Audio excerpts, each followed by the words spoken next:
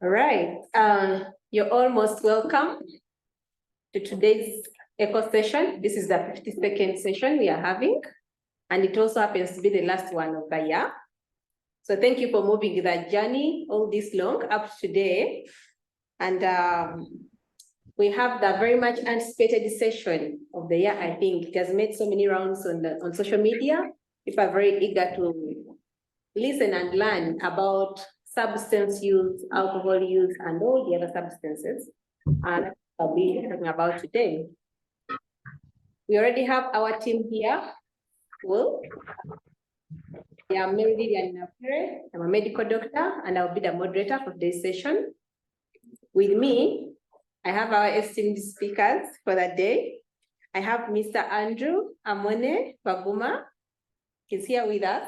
Thank you. Yeah, and Mr. Andrew will be sharing with us his journey and battle with alcohol use and addiction, and share his success story, how he overcame, and what he's doing to actually prevent getting back there, so that all of us can learn from him and probably be able to help ourselves and also other people out there that may be struggling. And before we dig into the detailed discussion, we shall have a case presentation about the topic, and that will be done by Dr. Martina Kabenge, Kalanzi. Dr. Martina Kabenge Kalanzi is a resident of psychiatry at Makerere University, and she's also the chief resident of the psychiatry residents at Makerere University. With me, I have two experts for the session. And the first one is Dr. Denis Agaba, who is a psychiatrist. And Dr. Agaba will mostly be answering your questions in the chat. So please, if you have questions, start posting them now, especially about this topic. We'll be answering by typing the answers still right within the chat. So you can keep checking if your answer has been given. If not, you can still again ask the question.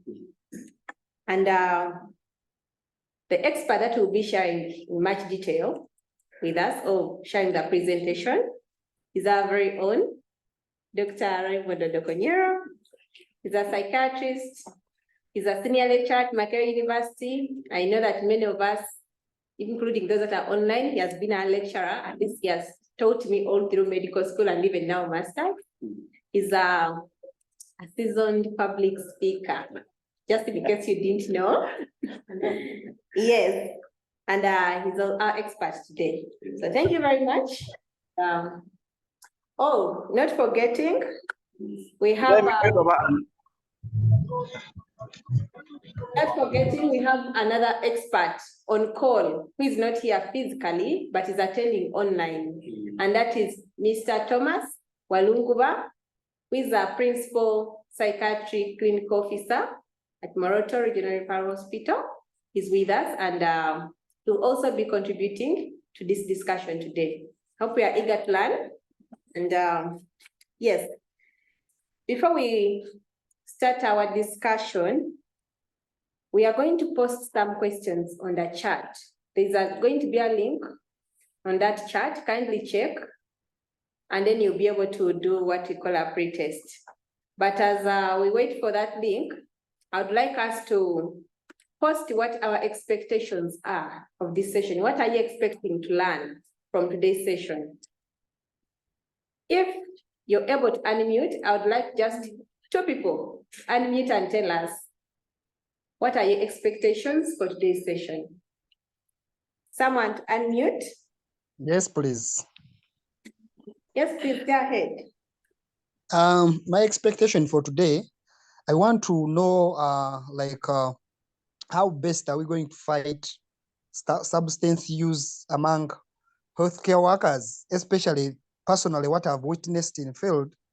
I've seen some fellows of ours getting lost into pethidine addiction, and we have lost some from jobs because of pethidine.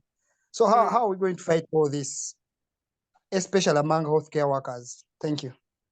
Thank you very much, Mr. Mugisa, for that question. The presenters, the experts have had, and we hope that by the end of the session, you'll have learned that. One more person to unmute.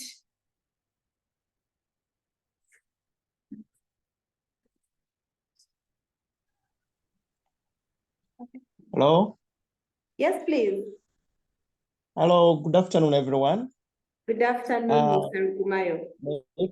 The expectation is I come from an area which grows Mairunji, and I want to know how dangerous is it on the person's mental health. Thank you. All right, thank you very much. That has also been noted. And we hope that by the end of this session, you'll have learned that. Yes, I'm hoping that we are posting our other expectations in the chat and we shall be able to read them later.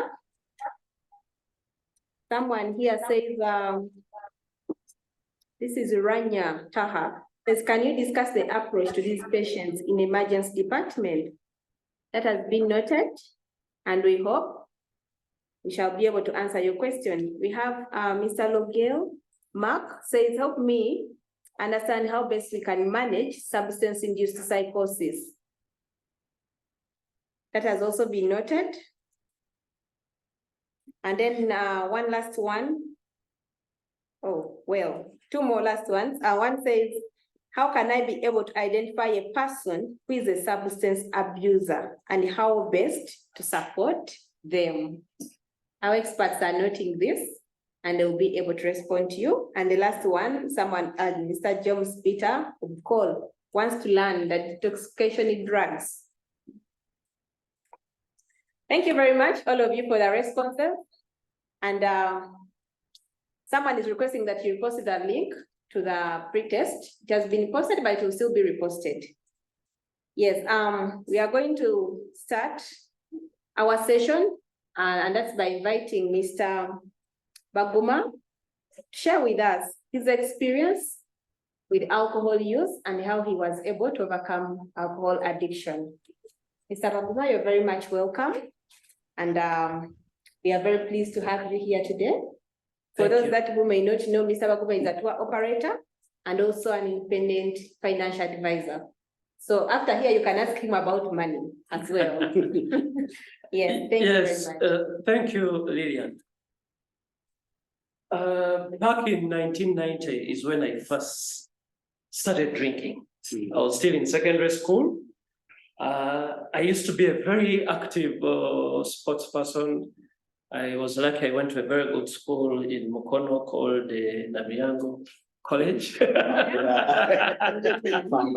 Yes, yes, and we had a lot of sports. But it reached a point where I had to focus on studies. And then when I finished my O-level, I started earning some money. And because I had nowhere to put that energy, I started drinking, okay? There was a bit of influence at school, but it came more in vacation because I was earning money and so on. And I didn't know it would be a problem because it was enjoyable, okay? It was enjoyable throughout. Of course, the first stage is where it's enjoyable, you're having a good time. And then I started getting into a bit of trouble, okay? But still having a good time. It went on until throughout HSC up to university. Of course, at university, I was in Lumumba Hall. Yes, I had a wonderful time there during my time there, and would just walk to one day. Alcohol was very easy to access. It was affordable. And so even my friends, really, it was good. Until then, after university, I was also lucky. I got a wonderful job in British American Tobacco. So, and then got posted up country, had a double cabin, had free airtime, and your corporate. and the job was well paying. And part of my work was to actually go to what we used to call horecas, hotels, restaurants, cafeterias, clubs. I even used to get an allowance. And our employers, the more active you are in the nightlife, the more they applauded you. Okay? Not knowing this is taking a toll. And I would say, I think at that time I was already an alcoholic, but a functional one. It hadn't yet started affecting me. Until I started having issues at work. Okay? And then eventually, I left because at work they gave me certain conditions. Okay, because they had noticed I was having issues with my drinking. It wasn't normal. And then as an alcoholic, you have the ego and so on, like, no, I'm out of here. I resigned from my job. I started doing business. Now that's when the frustrations came in. The money has reduced. And yet I wanted to maintain the other lifestyle. I started having issues with my peers, my friends, and so on. And for me, I thought it was the world against me, you know, not knowing it's actually a big issue. And then later on, it affected my relationships with my family. That's when I realized this is serious, okay? And it reached a point where I was no longer enjoying to drink, okay? But I needed to drink. I didn't want to drink, but I needed to drink. My self-esteem went down, okay? And then a friend of mine talked to me. He had just recovered, okay? Talked to me and said, Andrew, by the way, I'm called Andrew Baguma. She had introduced me earlier. There are some people I want you to meet and talk to. I said, which people? But don't worry, you come and you meet them. So I hesitated. And then I knew what he wanted. He wanted me to meet other recovering groups. I hesitated. I said, no, I can do this on my own because I need a challenge. And I felt I could do it on my own. Reason being, I follow the Catholic faith. And during Lent, which is 46 days, others look at it at 40, but if you add on the Sundays, it's 1.5 months. I would go without touching alcohol. So I felt I had control. I'm like, if I can do 1.5, why not? Anytime I feel like, I'll stop. But because of the frustrations, I became dependent. I was no longer enjoying it, but I needed to drink. When I would be sober, I would isolate myself. And you know, and you start flashing back the good life you had, the good jobs, you know, where you are everyone's friend, now everyone is hiding from you and so on. So that's when I thought, I'm like, no, this is not my journey. I have to do something, okay? And I made a resolution that was in 2010. I said, I have to stop drinking.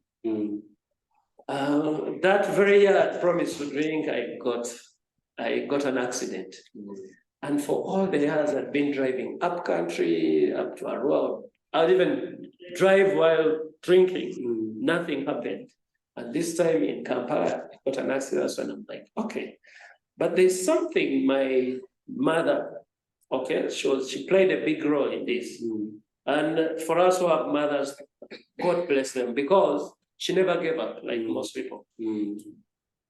She came and told me, now you are a single man. What if you had broken your limbs in this accident? Who would have come to Malagumi? I'm too old to come and ask you. So, and then she told me, we are all going to die. But it depends on how you're going to die. Okay? So those words sank in me. And then also the good thing, she used to pray a lot for me, Kalanzi and so on. Now, I started thinking, my problem, only God can help. We tried everything, and we tried the herbs and so on, the prayers. For me, I'm like, God can help. So I used to drink from bamboo up to morning because I was single, no one accountable to. I would drink up to morning, then drive to Mbuya Church and go and ask God to help me. Drunk. I said, God, I've brought my problem to you. Please save me. So that 2010 passed and I failed. 2011, I'm like, this time, I have to make sure I stop. Yes, resolution. So I went and joined my friends. I even declared to them that Mase. So I drank my last on 31st. Then crossed over to the new year. So I said, but you know what, I've already crossed. I can as well continue. Let's kill first. Now, it is when I went for lunch at my mom's place. She looked at me and said, but you said you are going to now the way I see your stick. She said, no, I think you need help. That's when I called my friend who asked me before. I called him, I said, I won't mention names. I told him, I think now I'm ready to talk to people because this is beyond me. So when I met them, it was a group of AA, called Anonymous. Yeah. And they gave me this book, which I still have up to today. It's a wonderful book. It's my second Bible. That's how my journey started on the 2nd of January, 2011. I read, they took me through the 12 steps. Those 12 steps can be applied on anything in life, trust me. And why? There's something you note that it's only the first step where they talk about alcohol. Yeah. The rest of the steps is about God, life, friends, and so on. And I concentrated, one of the steps talks about our character defects. That's where I concentrated. And I started looking back and like, you know what? I think this is why I was an alcoholic. I need to work on my character defects. So that's how I started the recovery. But importantly, I still kept going to church because of the spirituality. Understand God the way you know Him. So it helped me a lot. And I noticed back then, I had the will to stop because I was tired of drinking. But I didn't have the willpower. And I said, the only person that can give me that willpower is God. And that's when I discovered that this is actually a spiritual battle. Yes, because if you notice, no one gets that button, puts it in your hand. It's you, puts it there. But I had failed, and I'm like, why? Why am I failing to stop picking up that bottle? And I realized it's about spirituality. So I concentrated on that side. Yes, I concentrated on spirituality. I concentrated on changing my life, much as I was still a mess, but I'm like, I need to change my lifestyle. I stopped going to check on my friends for 2 good months. I didn't see them. The other friend of mine, for him, he had gone half a year. So after 2 months, I decided to go and meet my friends. And the other guy told me, but isn't that too soon? I said, no, I have this. Now, what helped me is that because by the time I stopped, I was really fed up. But also, I used to smoke. Most of my friends were only seeing the drinking. Yes. And that's the funny thing about addiction, because people look at the social side, financial. But my bigger problem as Andrew was the smoking. And because smoking only affects you mainly, it's very affordable. No one is so bad, it doesn't affect relationships as much as alcohol. But because I used to drive from my home, I used to stay up to night, even in Tongwena, a different home. And like at 3 a.m., I would drive to Shell Bugolobi to buy cigarettes. Yet if I would sleep without alcohol, I would wait until morning and then send the get man for, I used to call it military breakfast. But for the cigarettes, that's where the problem was. So I made a vow to myself that I'm not only going to stop drinking, I'm going to also stop smoking. Remember, I used to be in marketing, British American tobacco, and had cigarettes. It reached a point where I would smoke 60 cigarettes in a day, 3 packets. Yes, it was that bad. And that's what I focused on. It diverted me from the alcohol, but the cigarettes.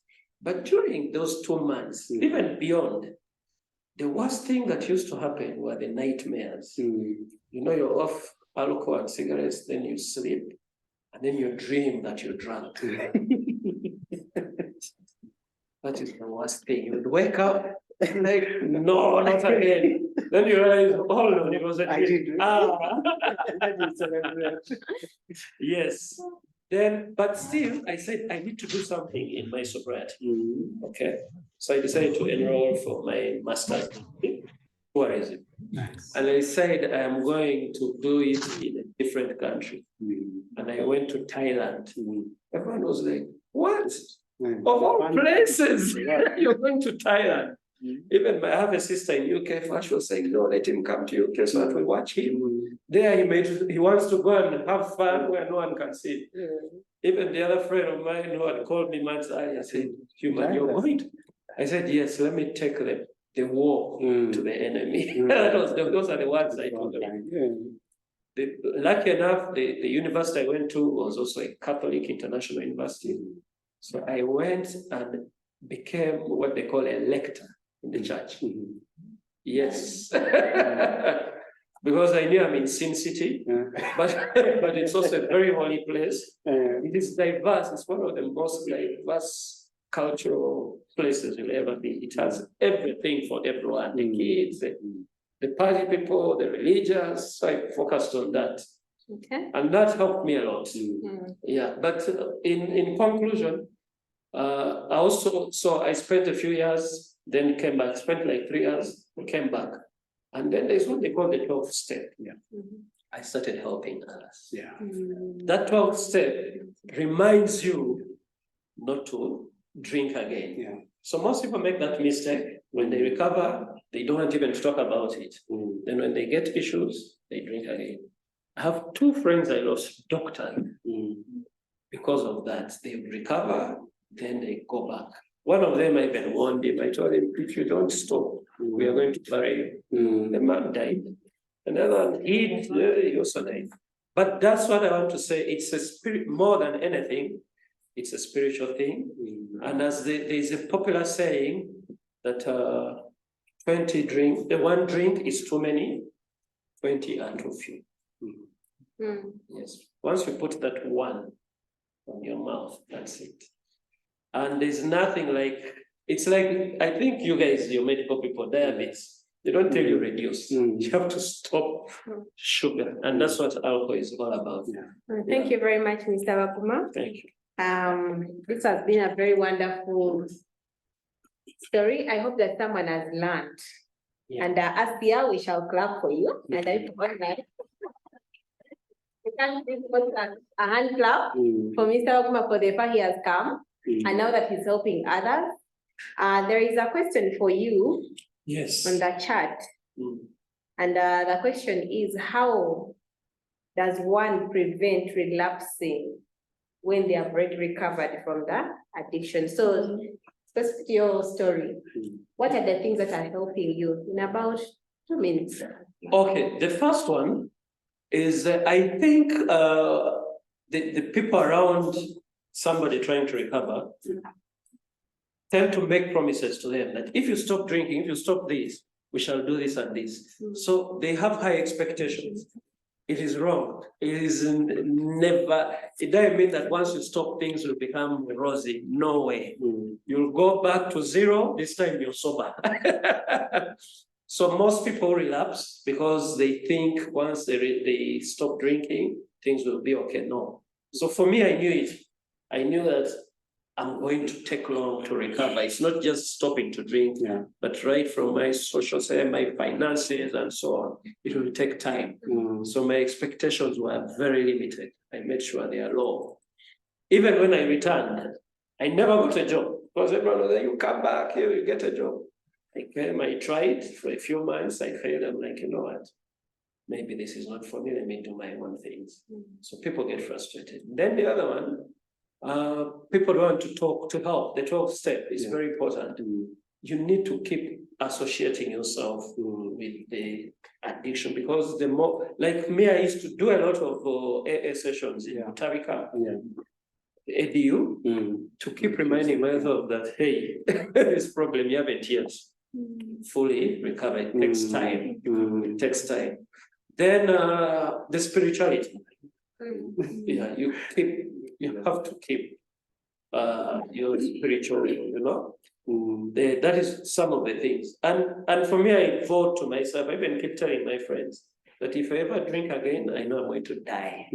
It's a death sentence for me. And many times I go out, I have fun, I'm a Rotarian, it's fun and so And I'm the one who enjoys most because I'm sober, I'm seeing everything, and it's you see, it can be boring at the beginning, but eventually you get used and you become very organized, and that's one thing I like about it. Every wrong, I think I've only made one wrong decision ever since I stopped drinking. I used to lose phones every day, and for the last 12 years of sobriety, I've never lost a phone. I just give them a great measure. Yeah. Yeah. Wow. All right. Thank you very much. I hope I've answered the question. Yeah. Yes. You have answered, and I hope that our experts will again be adding on more in the relapse prevention, especially in the medical setting, because we are talking to mostly health workers that are online. Maybe to add on that anyone who gets tempted and relapses shouldn't fear to try and get sober again. Most people, when they relapse, they start hiding. You know, they're like, I failed. Yet you have to come back for the help. Yeah. Thank you very much. Thank you very much. We are very honored to have you again. Thank you for accepting to share your stories with us. Yeah. And our next presenter, we are going to have a case on this topic before we dive into the discussion. We shall have Dr. Martina Kabenge sharing the case. And the slides, I think, will be projected, but for now you can start because we have time. Thank you, Lilian. Good afternoon, everyone. So the topic, the case that we're having today is mainly alcohol. However, with time, we shall be having next year, hopefully in the future, we'll have different cases where we chose alcohol because it's socially acceptable versus other drugs. We seem to think it's okay. You hear terms as enjoyment, muliwa, but those are problematic in a way, as Mr. Baguma shared. So this case is LK, a 43-year-old male from Chijavijo. He's a Muganda shop attendant who's an Anglican. His education level, he had achieved a bachelor's degree in civil engineering. Marital status, he's currently single. Admission was 14th March 2023. And at that time, he presented with loss of consciousness one day and poor memory. 3 months, however, when we went and have the interview, it seemed like it had been going on for more than a year. So he was brought in by his mother voluntarily following a fall with trauma to the head after an episode of heavy alcohol use. However, he has no recollection of the events that night, but he woke up in the morning with a deep cut on the head and a severe headache. On further probing, on his alcohol use, he said he consumed approximately 100 mils of crude waragi every day, but still, like I said, with the memory issues, it could have been more. And at times he would take 2 beers on a good day, combined with waragi and other brands of alcohol. However, they are too costly, so unless they were given to him for free, then he would take them. This is someone who says he started taking alcohol at 16 years, and he was introduced to it by his friends. Like Mr. Baguma shared, peer pressure is also one of the reasons as to why people drink. He started with sips, and by the age of 22, he was taking it on occasions. He says about 7 years ago, he started to take it daily. He would use it in the morning. At times he would miss 2 days, but when he would consume, he would binge. He says this was following the death of his grandmother, who raised him. When we tried to ask about the year to inquire how much longer, he couldn't remember the year. So probably that 7 years ago was even when it was a much longer time than that. So when his grandmother died, he would deal with his grief by taking alcohol. He joined a group of friends in Makerere that would meet daily to drink. And when he drank, he felt calm, he felt relaxed, he would sleep easily. It also made him feel happier. However, when it wore off, he found himself taking again, so he didn't have to deal with the emotional pain that he had at that time. He also reported he would get tremors, double vision, and abnormal jerking movements. which would be he would urinate on himself, or he would bite his tongue, or have frothing as well. And he noticed that these symptoms were there mainly when he didn't use the alcohol. He had tried to cut down several times, but kept saying the cravings were too strong. And also to deal with the pain, he just kept using it. His family had always complained about the amount of alcohol consumption. He used to work as an engineer, but was not able to function adequately at work. He was later fired from his job. This caused him as well to use more alcohol, worsening the problem. His mom employed him at her shop. He was a sales attendant, but he was fired as he would use the money as well from the shops to buy alcohol. So this is someone who has also reported that he has fallen multiple times as a result of being drunk.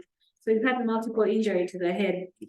He was married, but the wife, he had a partner, he was in a relationship, but his wife left. He also had a child, and the wife left with the child. The reason was affecting them. He would be aggressive towards them, the child and the wife. And also his partner reported that he would have he had a very low libido, and he wasn't able to satisfy his needs. So he reported that he doesn't use any other psychoactive substances. So he reported feelings of things that would crawl in his body, but he couldn't see them. But each time he stopped taking, he would have those symptoms. However, he didn't see or hear things that other people weren't hearing. Then he had reported a poor memory. His dates it back to 1 year. But he says he forgets where he puts keys, dates and times. At times he would also forget to find his way home and would end up sleeping on the roadside. This was mainly after he had taken an amount of alcohol. But with the keys, even when he hasn't taken, he would still forget. He didn't report symptoms of excessive sadness, not enjoying things he likes, worthlessness, or thoughts of ending his life. However, he reported significant disturbances in sleep. He says if he didn't have alcohol, he wouldn't fall asleep. But that's also just, it's one of the beliefs that come in with people who use alcohol.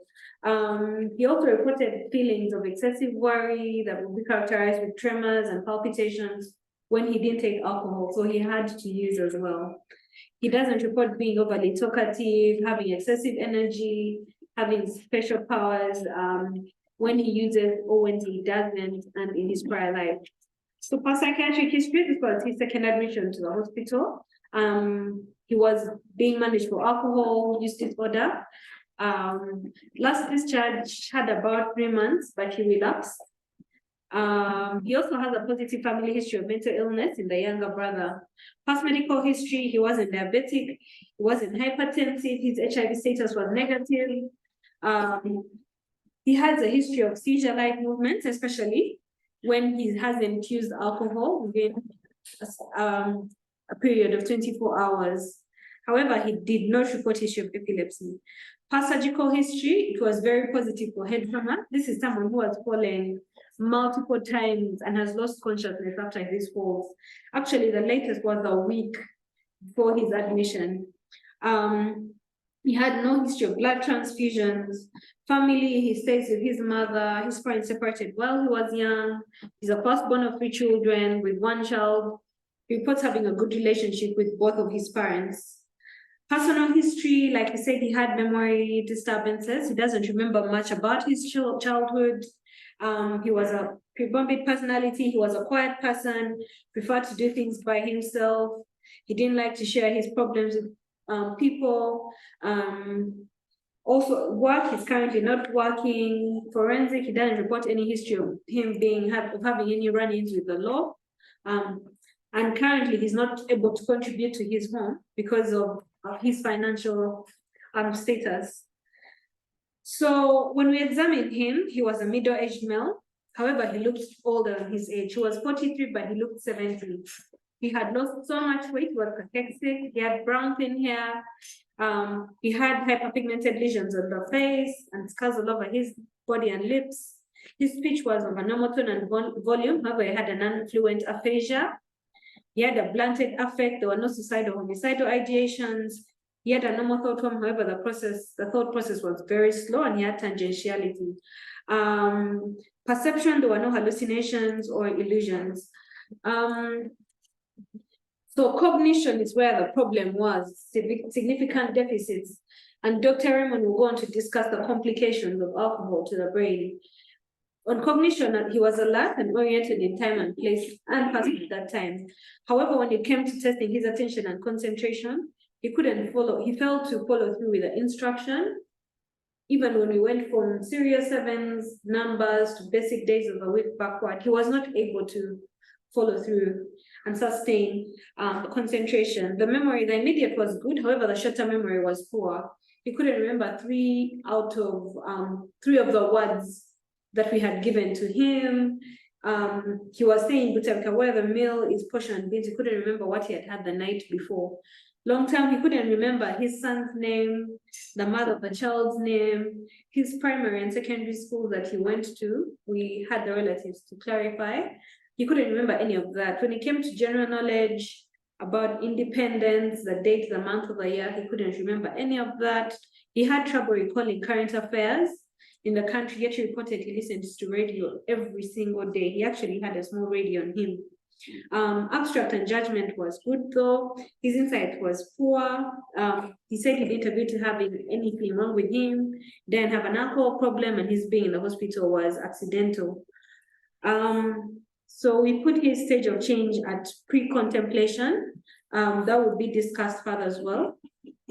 So the stages of change that come with addiction. So when you're trying to help someone with addiction.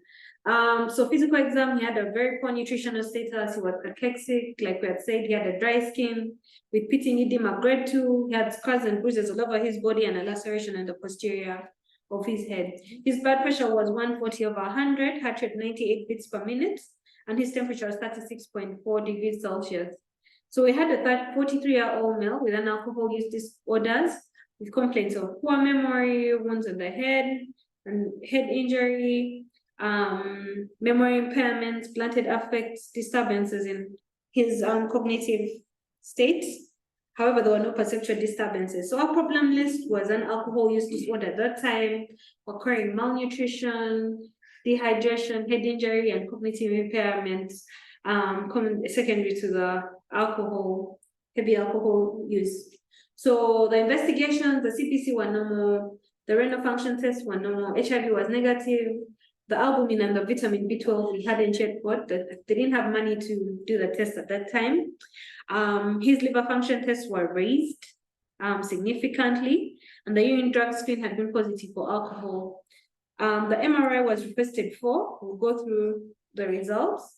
And we wanted to do a psychological test, which was a Montreal cognitive assessment, which was when he was stable. And the plan was also to get collateral history from the relatives. The management at that time, we started him on diazepam to help detoxify. Then we supplemented with thiamine. This is someone who was really malnourished, so we definitely thought there was some nutritional deficiencies as we waited for the test. We tried to do motivational interviewing, however, with a cognitive impairment, that also affects the effectiveness of the management. We hydrated, suggested a high-protein diet, and now we're also current hepatic injuries as well. So we wanted to do a follow-up scan. So the next day, he was calm, he still had a blunt affect. However, this patient couldn't remember that we had seen him the day before, that we had investigated him. He didn't remember anything that we had discussed the day before. The next day as well, he couldn't remember where he was. He reported being in Masaka when he was in a hospital, and the MRI results came back, which showed the reduced brain size with contusions and a subdural hematoma. So the plan, we transferred him to Mulago National Referral for neurosurgical review and further management, but later was transferred back to rehabilitation. So the next slide shows the brain. If you can see, that's the brain of a 43-year-old, something you'd expect to see in someone who's much older. You're now finding someone younger with such a brain. this goes to show you how problematic alcohol can be. Thank you for the presentation. Thank you for listening. That's the end of the presentation. Thank you very much, Dr. Kabenge, for such a wonderful presentation. It was very detailed. In fact, you have a comment in the chat. Someone said, this is very good history, very complete. So well done. Yes,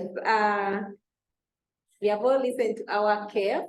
I'm going to take just 2 questions about this case, just in case there's anything you think you'd like to know more about this case that is very relevant to this topic, or that you think was missed and could actually be done to help this patient better. Please unmute and ask your question. I'll take the first 2. Yes, please. This is Deo Tiverindwa from Masaka. Yes, My please. first question, I would like to inquire whether the patient didn't have any other substance of addiction apart from alcohol, probably like, marijuana or cocaine or something. And then on the investigations done, so the patient had no other comorbidities, medical comorbidities, apart from alcohol. And then the surgical management of the wounds was not well stated. Thank you. Thank you very much, Mr. Tiberindwa Deo, for asking that question. And the second one, any person that has another question? Hi, I have a question. Yes, please. Hi, my name is Sisi. Hi, Dr. Raymond. I'm a psych SHO as well, but I'm in the UK, and I was just curious about how do we do like MOCA, for example, ACE, those kind of cognitive tests? Do we have versions for like Uganda? Like if someone doesn't know, like some of the questions, for instance, that's my question. And also the second question is in relation to this case. Did he have a family history of any alcohol misuse in his family? Thank you. All right, thank you very much, Dr. Twine. Okay, thank you very much, Dale. I had mentioned earlier that the patient reported he had no history of use of other substances. With the medical comorbidities, within Butabika, most times we have we have MOs or that come in to manage. We don't really have, let's say, physicians or specialists within that facility. That's why I said we transferred the patient to Mulango National Referral Hospital for better management and a holistic approach for that patient. So most of the medical management and the surgical must have taken place within there. Then Sisi, with the MOCA, it's usually done by the clinical psychologists, and there are some studies that have been done where they find culturally, I think they've been validated because there was validation for the MOCA in Uganda as well. And there are studies that have been done. Yes, and within family history, I think it might have been with a memory, but he said he did not know of any family member with an alcohol use problem. Okay. Thank you very much. In case you have any other questions, please post them in the chat and they will be addressed from the chat. Since we are already behind our time, I'm going to invite Mr. Walunguba Thomas. Mr. Walunguba Thomas is going to be speaking to us online. I hope he's on. Yes, I'm on, Doctor. I'm on. Yes, Thank you very much indeed. Yes, he'll be talking to us about. All right, he'll be telling us about the common drugs of abuse that we encounter, and then also the burden of this addiction and substance use on our healthcare in this country. Mr. Walunguba, you're very much welcome. Right. Thank you very much indeed, Doctor, and everybody who is with us now. Yes, the drugs or substance abuse and alcohol, it's quite a big thing, but I just want to go straight forward to telling you the commonness or different types of substances that abused or used, actually misused in this country, especially in Uganda, because it is, as we all know, it is a worldwide issue. Substances of abuse and alcohol, it is a worldwide issue. So in Uganda, we know very well that the alcohol is actually one of the mostly abused substance. And here where I am working in Karamoja, we call it etule. But of course, in other places like Buganda and central part of Uganda, it is called waraji. So sometimes people actually use what we call kurud waraji. But there are also those in urban areas, they use what we call the wines.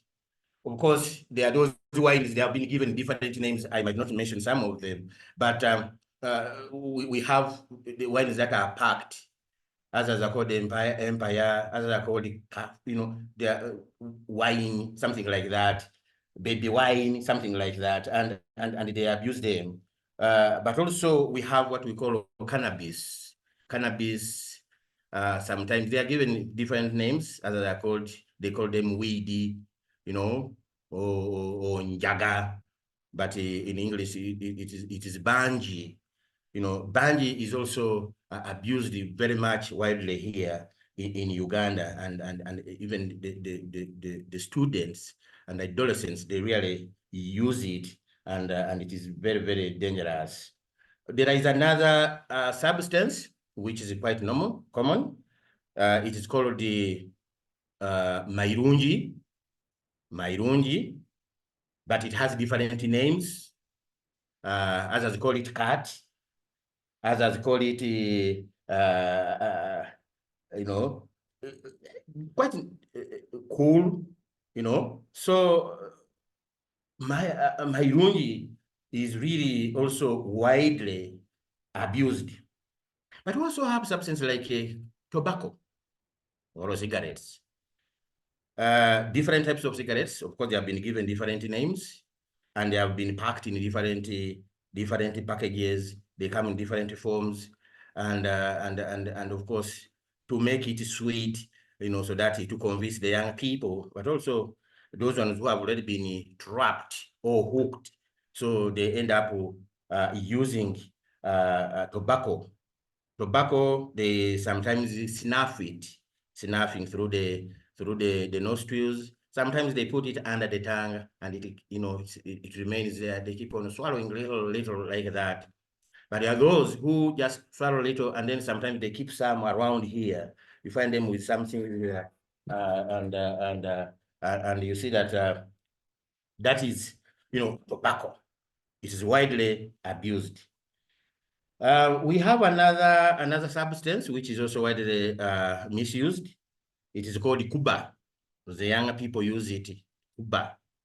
They come in different, and they try to package them nicely so that the young people get, very much excited when they use it. Others use what we call shisha. You find a group of young people, mainly young people, the youth. They are around it's like an artificial pot with some tubes. You may think that is the marua. I mean that local agent, but after when they are and when they take it, they become really very, very, very excited. There are other very complicated ones for the urban areas. They use what we call heroin. They use heroin, as they use cocaine. It comes in different forms. It may be like a powder, others they can even smoke it, others drink it, So it is very, very widely used within urban areas like capital cities in Kampala and other cities. But also we have other drugs known as amphetamines or mines. This one it can also come in the form of a powder, but also they can smoke it, and also they can drink it, you know, or it can be like a form of a pill. When somebody takes it, you know, somebody feels, you know, high. But then there are some other drugs that are prescribed, you know, some other drugs are prescribed actually. But then people continue using them, as we've just heard from from the testimony. You know, people take slow like that, and then they eventually get hooked like a fish, which is on a hook, and the person just dances like that, cannot leave the drink, you know, or the drugs. So drugs like Valium or diazepam, people use them because sometimes they want to get sleep. Initially, they can get the sleep, but eventually you find that even though they continue taking, there is no sleep. So they keep on taking more. Others, Tramadol, painkillers. There are some painkillers like the Tramadol. We have had the, you know, people, especially medical workers and others, they use it and they get addicted to it. But there are also what we call pessity. Somebody has talked about that. The pessity has also been a big issue in some of the you know, the health workers, and it is quite challenging, and it is also a drug of abuse. We have a number of them. Others, like, you know, we have like these ones that they use, they are called they are more like a cedro. I don't know how it is called in English, cedro, but people just continue smoking certain things, and they get, you know, completely high. In fact, so we would also say something like, why do these people continue taking these things? Why? What do they benefit from them? Of course, some of these drugs, they make them feel relaxed. They make them feel happy. They make them feel like, yes, they are somewhere, you know, and others feel energetic and they can do a lot of work, you know. Others may feel like when they take it, they get confidence, they are able to speak, you know, in public, in doing other things. Others, they think that when they take it, they get more powerful in terms of wisdom. So because of that, you find them using this stuff. And so some that may get instant excitement. You know, people want things that can give them quick results. So they get excited. And most especially the teenagers also, you find that due to the influence of peers, you know, Bongere, you know, that my friend, can you also get it, you know, that sort of thing. And the boys and the girls, they start using this stuff, and eventually they get hooked. Others are just encouraged by their parents, you know, that some cultures that when a baby is born, they start to begin with, you know, allowing the baby to, you know, to sip something, and that could be alcohol, and you know, young brains, and that is also not so good. So the culture plays a very, very big role in that. But also others, they take because they want to get company, they are feeling bored, they feel they want to go and, you know, relax, and in so doing, they start taking a lot of it. Others, they just want to escape, as I mentioned, they just want to get relief, and of course, others, they just want, they are rebelling. Some children, they start using these things maybe to smoke, and when they are smoking, the way they turn it, you know, to show that they are really special. And they have reached a certain level. So sometimes they do it because they are rebelling. They want to show the parents and other people that, yes, I am also somewhere. So in such a doing, they get hooked, then they become addicted to these services, these substances and alcohol. But also the information, sometimes this misinformation, the information, you know, there is a lot of information which goes around. Sometimes the peers, they give information, you know, when you take this thing, you'll be like this. When you do this, it will be like this. But also the advertisement and some of the medias also, they really encourage this, which is not so good. You know, you find the children these days, they they watch TVs, they watch movies, and they see people using those stuff, those alcohol, and they feel that they are not, there's nothing that's happening to them. So the children, and you know, children, whatever is done in front of them, they want to practice, they want to test, you know, that sort of thing. So you find that the younger people, and most of the people who get addicted is just because they start, you know, in young ages, well, at that young age, and it is not so good. Yes. What we also know is that sometimes the type of job that somebody is doing, maybe is making alcohol, you know, is making alcohol. They want to say whether alcohol is nice or it have made a good quality. That can also again make them get hooked. There are those who they have accessibility. They can get it. You know, they are working in breweries, they are working in other, and maybe every weekend they are given a crate to take, or you know, and so in such a doing, it becomes easy for them to get hooked. But one important thing why these people get addicted is sometimes, like especially the alcohol, it is just genetic. There is that genetic component. You know, there is that genetic component. It tends to run in families. If there is a history of your grandmother, your grandfather, your father, your mother, you used to take these things, then they can eventually take alcohol and they get addicted to it. But the poverty also plays a very, very big role. The poverty. You find people who are who are having a high degree of poverty, they end up taking alcohol because they feel when they take alcohol, they forget the stress. And yet, in any case, they get more problems, as we shall be seeing Dr. Elaborating on them. So sometimes some people take alcohol because they feel that, well, it is food. But really, once they start taking it, it becomes a big problem. Now, what is the burden? What is the burden? The burden of alcohol and substance abuse. It is quite a big thing, as I said earlier. And we know alcohol itself is really one of the among the leading causes of morbidity and mortality globally. Alcohol is actually a major cause of disease and injury, with an estimated 95 million cases of alcohol use disorder worldwide. That was done in 2010.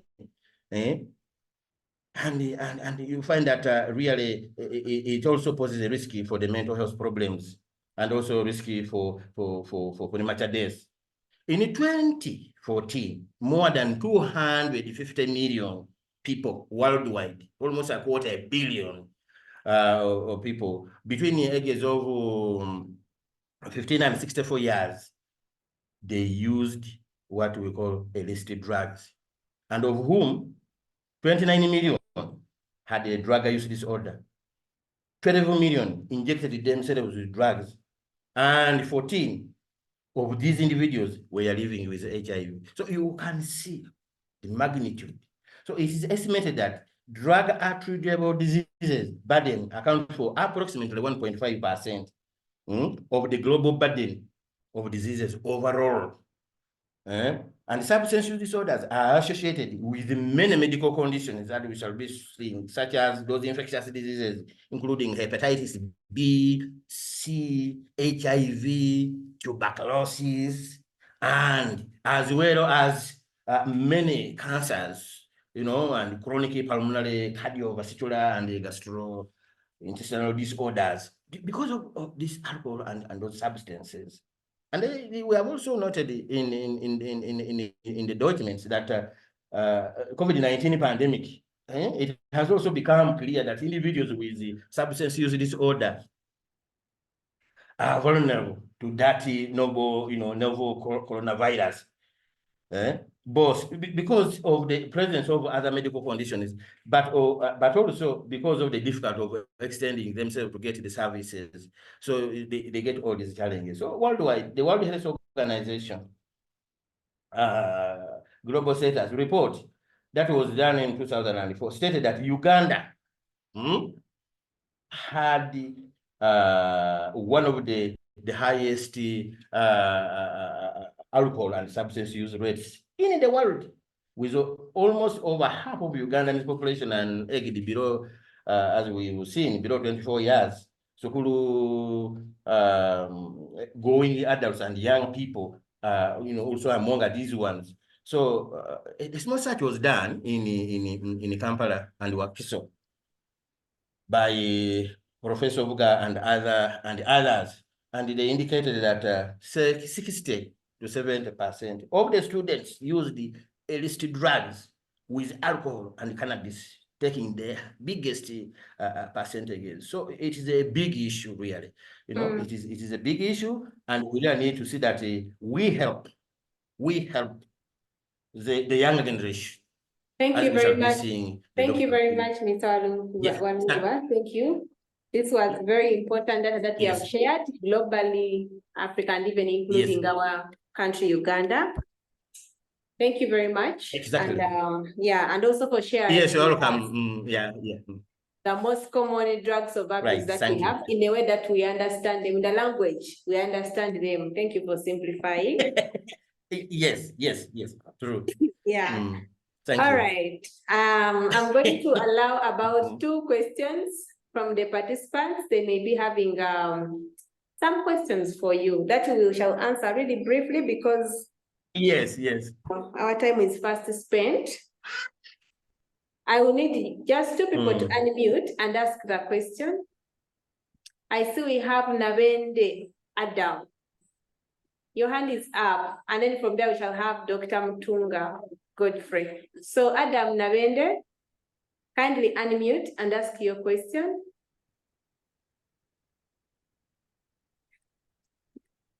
Well, I think Mr. Nabende is not on.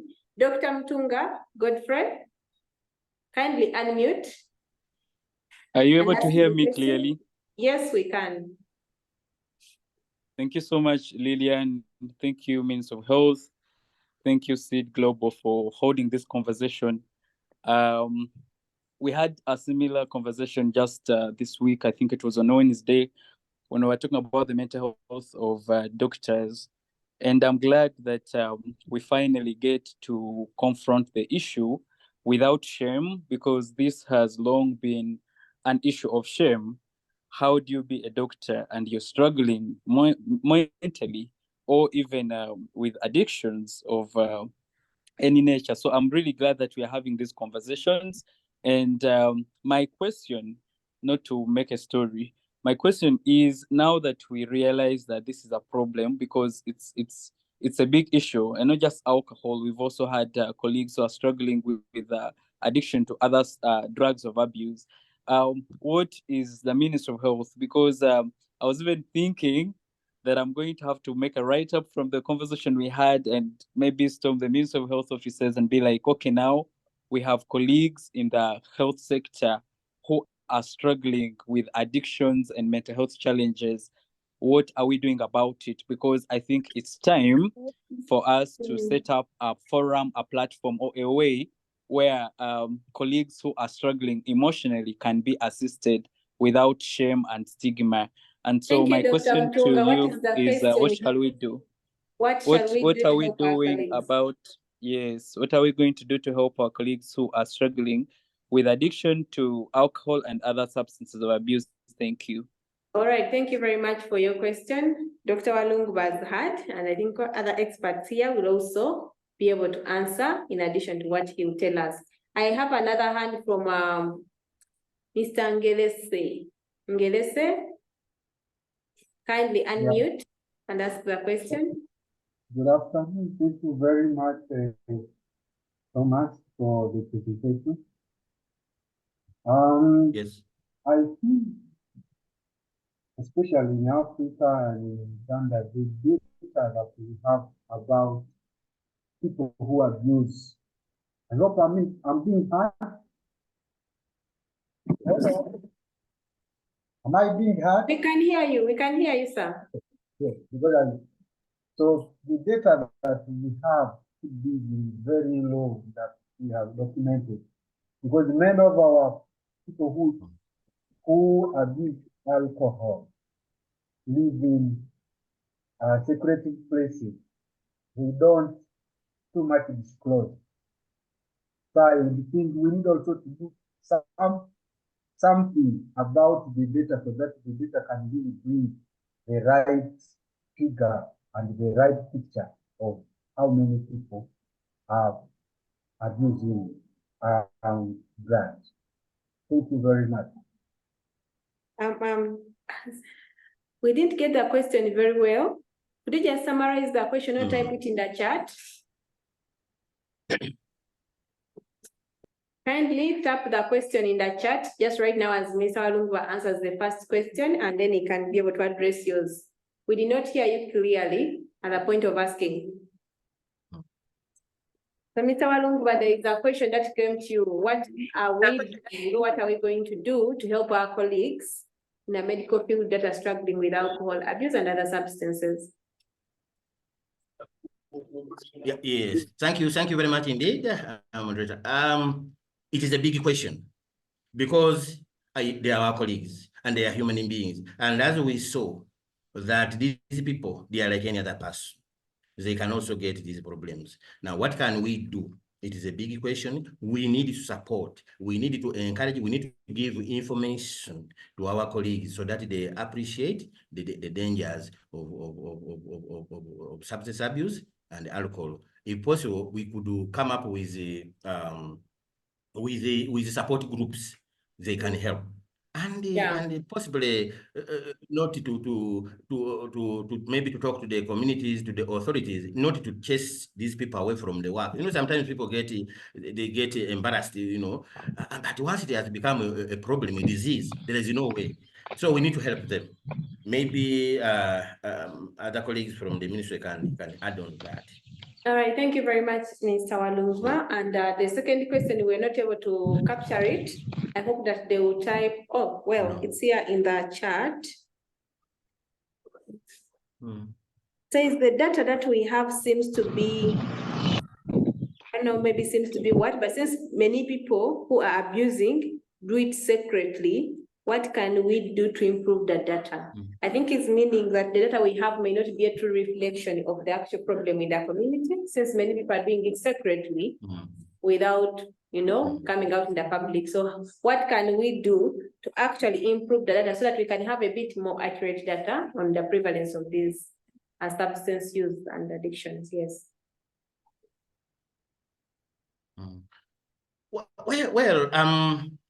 What we can do in this case is just to encourage, to empower the community members so that they are able to, you know, to come up and report these cases so that these people can be supported and helped. You know, as you have heard from the Mr. who has given us the testimony, people start slowly. There is that social, for example, alcohol. People drink alcohol, social alcohol. But once it becomes a problem, once it becomes hazardous, then that person needs to be helped. All right, thank you very much. Thank you very much for sparing the time to educate us and inform us about this topic. And we hope you stay online so that you give us your closing remarks at the end. And I'll do that. Yeah, thank you. At this moment, I'll be inviting our expert, Dr. Raymond Odokonyero, who is coming to give us more details about substance use and addiction. We are digging more in the management. What are the clinical features? How do we assess these people, and what investigations do we need to carry out to help them? And also, how do we manage after doing the investigations and assessment? And how do we actually manage the complications? This is, since we are mostly health workers online, this is a time for you to pay keen attention and learn so that we don't get these forgetting complications that we could actually handle before they progress. Thank you very much. And Dr. Odokonyero, you're very much welcome, sir. Thank you very much, Lilian. A very good afternoon, good morning, good evening to everybody, wherever you are. Thank you for joining us on this forum today. I'm privileged to be a presenter at this forum today on a topic that is absolutely important to me. And before I dive into the topic itself, let me just recognize Dr. Lilian Nabwire, without whom I probably wouldn't have made the time to be here today. She literally pulled a rabbit out of a hat to get me here. I'd like to also recognize Andrew. Andrew, thank you very much for being a champion and for sharing your story so bravely. There's a lot we can learn from you. Thank you. Indeed. Thank you to Seed Global and to the Ministry of Health for organizing this echo session. I think that this is something I'll endeavor to be a part of even more regularly in the future. I haven't had the chance to look at the chat and to see the members who are participating. We have 296. Of the 296 people online, I'm sure some of you are my teachers. Some of you I have been a teacher too. I would like to recognize all of you. In a special way, I know there are two mentees of mine who are online. Dr. Sisi Atwine, who is the psychiatry president in the UK, and Dr. Ronald Olum. If I did not mention your name, do not feel aggrieved. I recognize you too, and all the friends who have joined who may not even be medical, but they are on the call. So to the subject at hand, I think that discussing substance abuse and addiction is very timely for us as health workers today. I know that some of you are very interested in some of the names that I've displayed there. Do not worry. The last set of names you'll have to bite your tongue trying to pronounce next year in 2024. For this year, you're safe. Call me Raymond Odokonyero. All right. I wish that I could advance this myself, but I can't. I've divided this talk into 4 parts, but really the reason you called me are in the 3rd and the 4th parts. The first 2 parts is just to give an overview and just to wrap up the things that my colleagues have already been talking about. Lilian has warned me not to brag, so I'll skip that slide. And let's introduce substance use disorders. Yeah. Okay. So thank you very much, Tom. Tom is a long-term colleague of mine who has moved to Moroto. He's done a great job in giving us painting a picture of what the national and global problem looks like. Just to re-echo what he said, and I think I picked this directly out of his mouth, about at least 28 million, the number could be more, people in the world who have a drug use disorder. That doesn't include alcohol, that's just drugs. And so this is drug use disorder. We are talking, when we say disorder, then we are talking about a disease. So the diseased people are only a subset of people who use drugs. So the number that uses drugs is so much higher. But you have 28 million people who need treatment, who need health care, who need social care, and need rehabilitation. And this picture is global, but it applies to Uganda as well. Next. And the reason why this conversation must be had now is because if we take it to be substance use disorders in general, they have far-reaching consequences that perhaps many times we've turned a blind eye to. Oftentimes, we've only focused on, the substance use itself as a behavior. But what it leads to is actually something more sinister.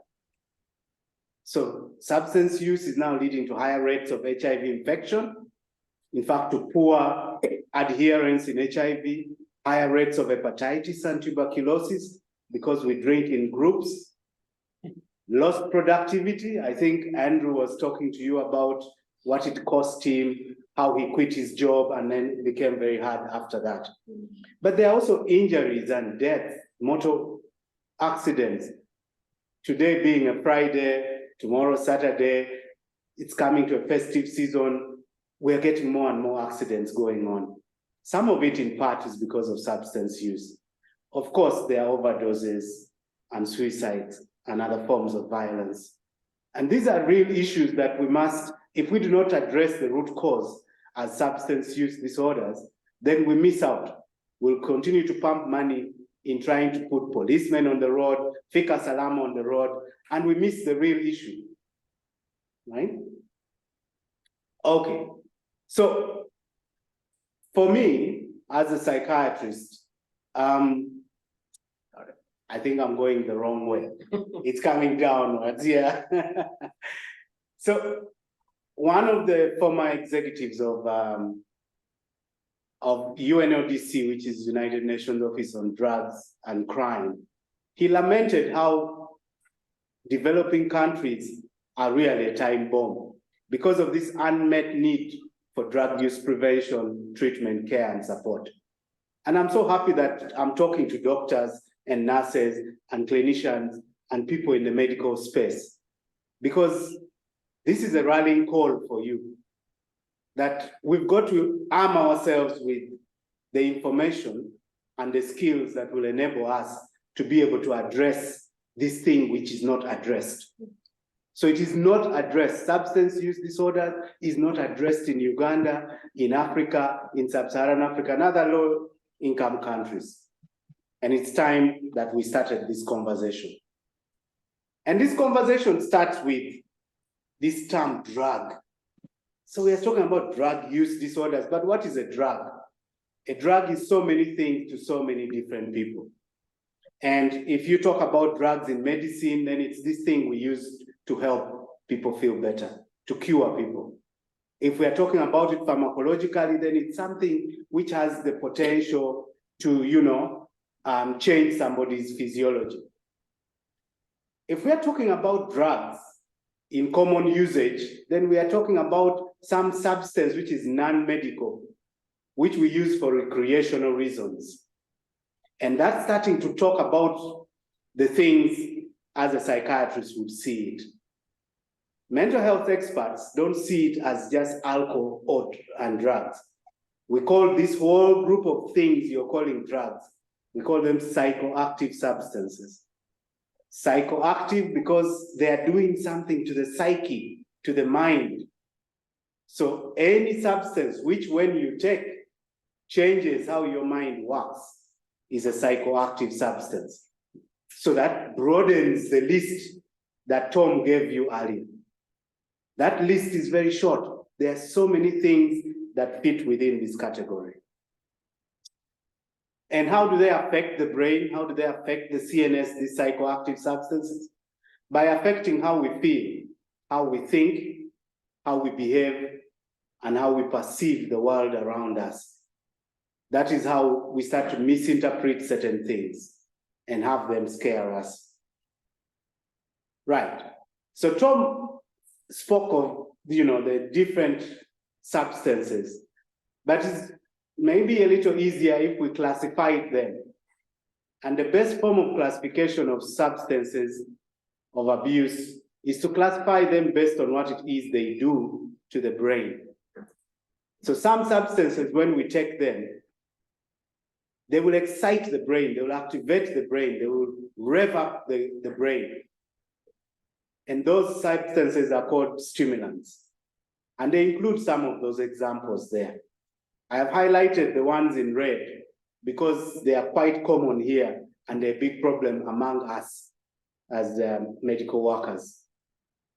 So the amphetamines, the cat or miraa or mairunji that Tom talked about, those are stimulants, cocaine. The common coffee, caffeine, the substance which makes us get addicted to tobacco, to smoking cigarettes, nicotine, is a stimulant. And then we have a second class of drugs, which are mainly painkillers. And Tom alluded to that also a little earlier. And this particular class is a big problem for us medical workers. There are certain painkillers that we administer to patients. And being health workers, whenever we are in pain, we really go for the bazooka. Health workers don't start with simple paracetamol for simple pains because you are aware of it, you know. So we jump to tramadol, we jump to pethidine. And the rule about pethidine is if you inject more than 3 times, you are addicted.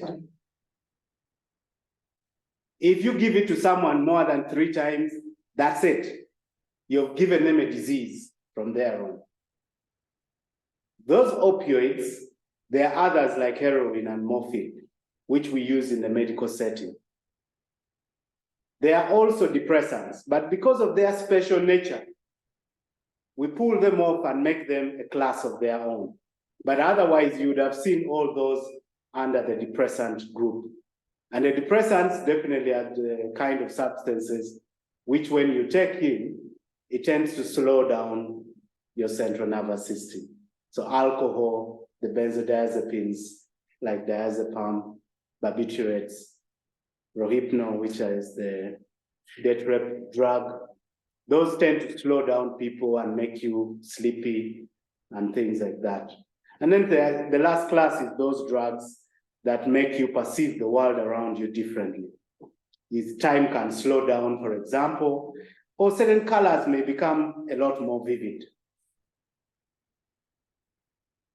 So we have given those 4 neat classes, but not all the drugs fit neatly in those classes.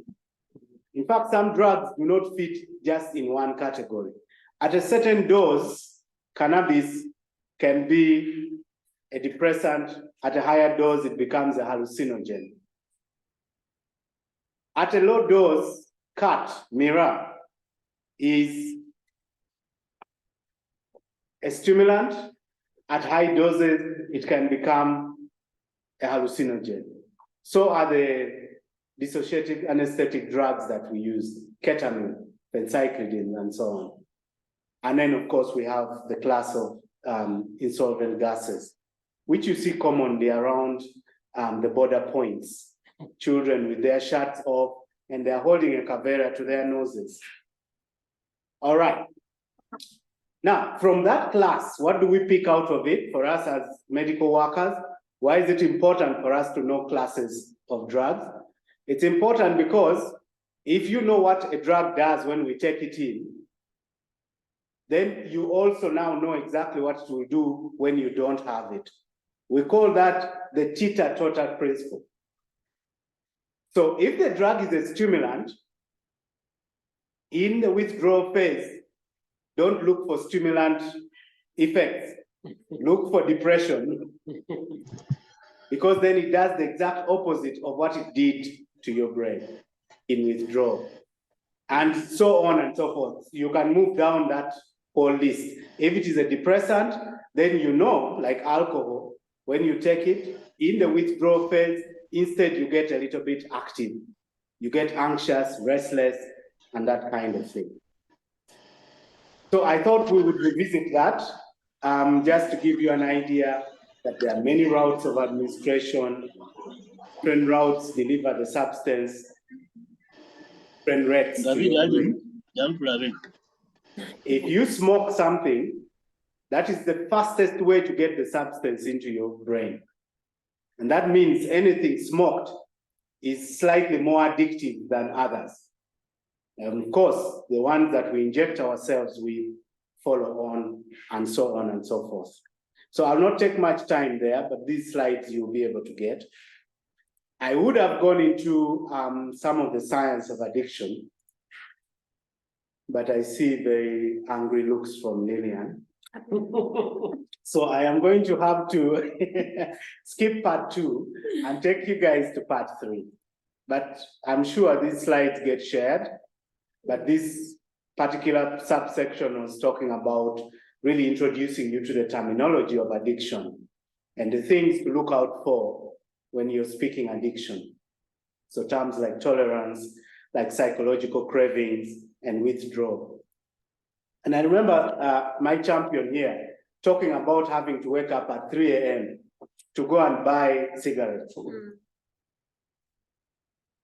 That is what psychological cravings can do to you. You think about it so much that you can't stop yourself. The only way the thought stops is if you get the substance. All right. If you have any protests, please protest to Lilian about the pace of this section. But I'll not leave this section until I tell you that our brains were designed to cause us addictions. This game was rigged. So don't lie to yourself for a second that you're going to use a substance, a psychoactive substance, and you control it. And initially, that's the sense. You think you are in control. But understand from this presentation that the game was rigged. We have a part of our brain, the reward pathway, which is designed exactly to appreciate the effects of a drug on us. And the drugs, when we take them, they target that exact place, which you see in orange. And that's what gives you the reinforcing feeling, the joy, the niceness, the calmness. And that feeling then makes you more likely to repeat the behavior. So this game is rigged. And that part, though the game seems rigged, really initially it was not meant for drugs and alcohol. It was meant for us to appreciate good things in life: food, water, sex, love. That's why the reward pathway exists.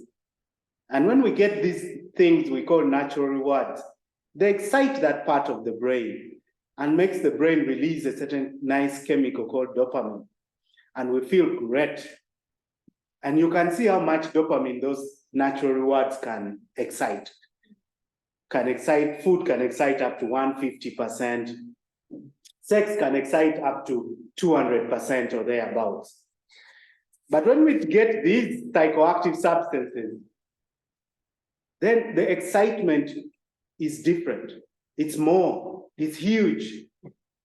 Look at what happens when you take methamphetamine. You almost get 1,200% dopamine. That is huge compared to 150 of food. In fact, you may not want to eat food again. What's the point? It's hardly exciting. Cocaine, 300, 350%. Nicotine, 220%. So psychoactive substances hijack a portion of your brain that was meant to do something completely different and make it overactive. And that's the problem with drugs and alcohol. And when you do that over a period of time, soon, even the very structure of your brain will change. All right. I will just end that second part by speaking on this, that drug use, with the exception of some few drugs I've mentioned, pethidine being one of them, heroin being the other. For those drugs, really the first hit, second hit is good enough to get you dependent on it. For the majority of the drugs, it's really some sort of pyramid we are climbing, with majority of people starting from experimental use. Many people have tried many drugs and not gone on to use it. Some people will continue to use it passively, occasionally, when it's there. Then there's even a smaller group of people who will use it more intensively, more regularly, maybe every week. Some of you use alcohol every week, every Saturday, every Friday and Saturday. That's intensive use. And then there are people who now the use is no longer an option. You must do it. That is the dependent pattern of use. So that's how we progress to substance use. And when we get to substance use disorder, then we develop a triad of problems. The problems can happen when we are intoxicated, where you have accidents and injuries, being absent from work, high-risk behavior, not using condoms. There are also problems that will come because you use the substance regularly. Those are long-term health issues, a problem to your finances, relationships will suffer, child neglect, and things like that.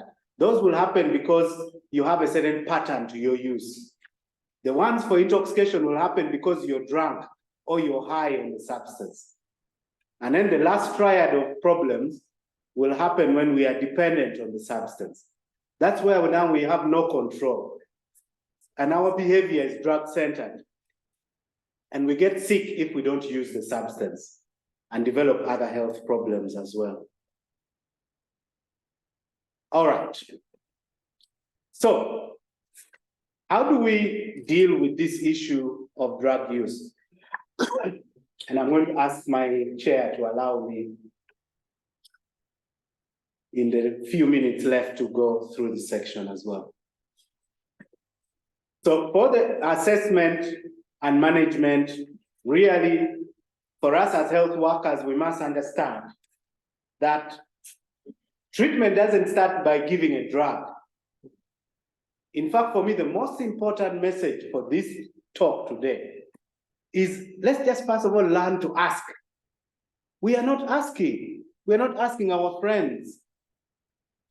And when we are asking, we are mocking them. We don't really mean it. We want a friend like Andrew had, a friend who comes and holds your hand and says, but Dr. Agaba, come and first meet so and so.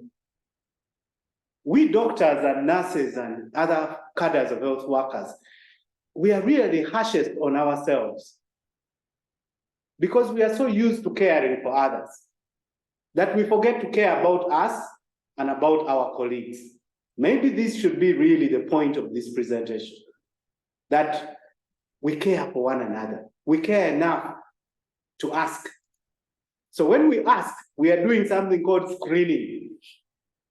Screening just means you ask enough to find out whether this thing is a problem. But Dr. Agaba, you know, it appears that you're taking quite a bit of alcohol these days. How many do you drink? How often? That is screening. Done. We do that for all our patients who come to the hospital. We must ask them whether they use a substance, right? We must ask all of them. And once we do that, then we can be able to intervene, however briefly.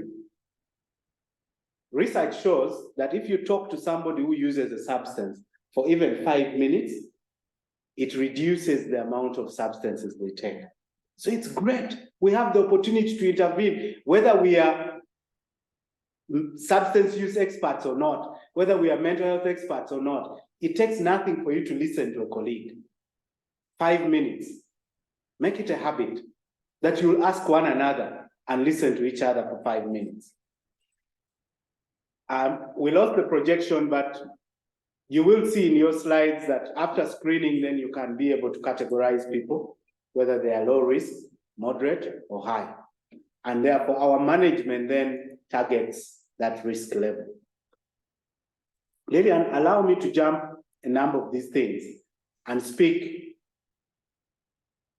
on what it is we do when we manage patients.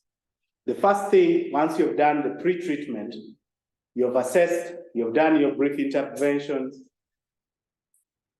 The assessment is that time when you dig deeper. It's a lot different from screening.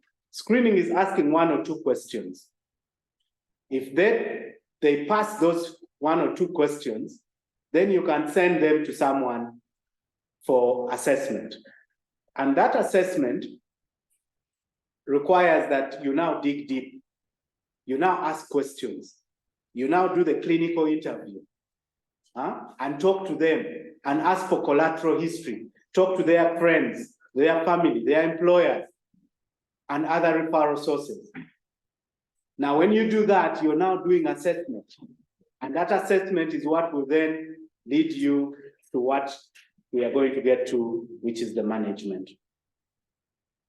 But when you assess, please assess everything. It's not just the presenting complaint and the history of presenting complaint. Be as thorough as Martina was with her case. At the level of assessment, we assess legal status. Some people have court cases. because they have borrowed money and they have not been able to pay. And that, perpetuates the problem of the substance use itself. If you have a court case running and you're trying to quit, I don't think it's going to be that easy. Assess them for their readiness to change. What level of change are they at? Are they still pre-contemplating, just thinking about it? Maybe they haven't even started thinking about it. Get them to think about them. Get them to contemplate this issue.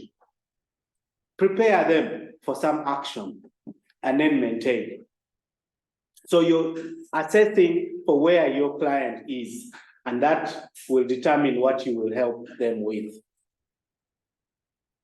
So those are the methods of assessment. We talked about that. Following assessment, then we usually get into the phase of detoxification. Detox is when we help to get the substance use to stop. And we also want to be able to clear the substance from the body and manage the problems that we know will arise because you have stopped. So that's usually what we do in detox. And you'll be able to read some details of that. After detox, the next thing that you worry about is the withdrawal, and that takes some medical management. And in withdrawal, you want to be able to manage the sickness that follows stopping a substance or even reducing the quantity. Because once you reduce the quantity, then you will suffer some consequences if you're dependent. Okay, now I want to give an example of, mine is failing to advance, but is it okay? Okay. So there are two things that we tend to do when we are managing patients with substance use. We can choose to go the route of psychotherapy, but we can also combine the psychotherapy with some pharmacotherapy. Usually it's recommended that you use a combination of the two. But that is not, this is an important point for me. When we do these therapies and we give medications, we detoxify, manage withdrawal, and we give some relapse prevention medication, that's not really treating substance use disorder. Because the goal of treatment should actually be recovery. What is recovery? Andrew here told us that recovery is a process, and it is true. It is a process that involves continuous growth and improvement of function. And recovery is for the rest of your life. It's not the thing we do in the hospital. So when we manage in the emergency, we manage the withdrawal and we detoxify the patients. When we send them back, you must start to talk recovery. But to talk recovery, you must assess how much recovery capital your patient has. What is the sum total of his personal and social resources available? And that's where we sometimes get it wrong, even with us fellow doctors. The assumption is that doctors and nurses and other health workers have money. That's not true. That is not true. In fact, in terms of our financial recovery capital, we are completely at risk. Because we doctors can't even afford fellow doctors consultation if we had to. But even for any patient that you meet, you must be talking about their personal and social resources that are available to them. And this can be in terms of family support, safe housing, the health environment, peer support, do they have it, mental health and physical health support. So it's a whole broad range of about 8 things that make up these domains of recovery capital. But we usually summarize them into 3 types. The personal, what kind of recovery capital that this person have personally? Is his mental health okay? What is his motivation level? Does he have a job? before you go into family and social, who is there to protect them? Who is there to support them through the process? And then you go to the wider community and the culture. And we spoke about that a little while earlier. So let me end this by talking alcohol. In fact, exactly at that slide. Because Uganda is the #1 drinker in Africa and #3 worldwide. Let me put it for you in perspective. The amount of alcohol that Ugandans are drinking every year, if you divided it by the entire population of Ugandans, even the baby being born right now in Mulago, that baby will drink 12.8 liters of alcohol. That's how much alcohol we are drinking. And by the way, we are talking about, this is just recorded alcohol. We also have the unrecorded alcohol, the ones we are brewing in the community there, that is unquantified. We don't know what the alcoholic percentage is. It's a huge problem for us. When I joined medical school many years ago, there were surgeons who were being lauded for being the best surgeons if they drank a little. I didn't understand then that these were surgeons who were withdrawing and they will make a zigzag cut on you. So you have to take an early morning drink to stabilize you. So this is a really big problem and we must pay attention to it. I've chosen it as an example because I also want to annoy you guys enough to invite me back to talk about other substances. And I look forward to that. But let's talk alcohol alone. Now, and I'm not going to look at all the slides. I'm just going to go to those that will annoy you enough. Remember this equation Hi, here. everyone. Hi. My name is Phyllis Patience Nanyondo. Remember this Data officer for equation. In that equation, in the brackets, you're getting the meals in a bottle of whatever your favorite drink is, whether it's in a bottle or in a glass. Multiply it by usually they put an alcoholic percentage there. So if you drink Nile, then there's 5 or 6% in a bottle of 500 mils. Divide that by 1,000. That will give you something called a standard unit. When the WHO says a man can drink 3 standard drinks per day, and a woman can drink 1 standard drink per day to make 21 units and 14 units in the week, we are actually referring to this equation here. We are not referring to the bottle, the number of bottles you drink. Because if you have done the calculation for a Nile, you now realize that the 1 bottle of Nile is at least 2 standard drinks. So by the time you drink your 4 bottles, your 3 bottles, you've in fact gone to about 6 standard drinks, way over and above the limit. Use this equation to educate your patients, but also to assess yourself. For whatever drink you've had, try to apply that. You've had a glass of wine, how many meals were in that glass? 30 meals, multiply by the alcoholic percentage. Most wines are about 12%. If it's a spirit, then get those 5 or 10 meals, multiply by the 40 and divide by 1,000. This is very good for education. It shows you graphically how much you really are consuming, right? So that is happening. And then, of course, there are a lot of harms related to alcohol use and that I will not dive into now. But I would like to talk to that because that's what we've been doing.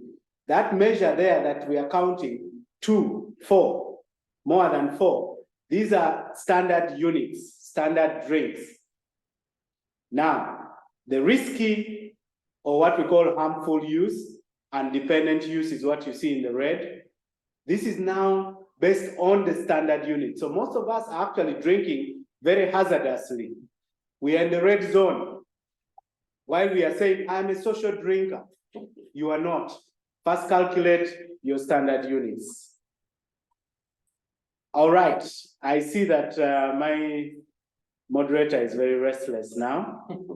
So let me speak to something doctors do a lot: binge drinking. Doctors, nurses, health workers, we binge because we have busy schedules. So we spare our units throughout the week and accumulate them for Friday, Saturday, and Sunday. And then we drink all those units within that time. When we do that, we are doing what we call binge drinking. And binge drinking brings a lot of problems. And those are some of the problems associated with binge drinking. In fact, binge drinking already puts you in the category of hazardous use, harmful and hazardous use.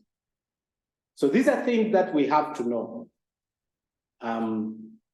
as we take.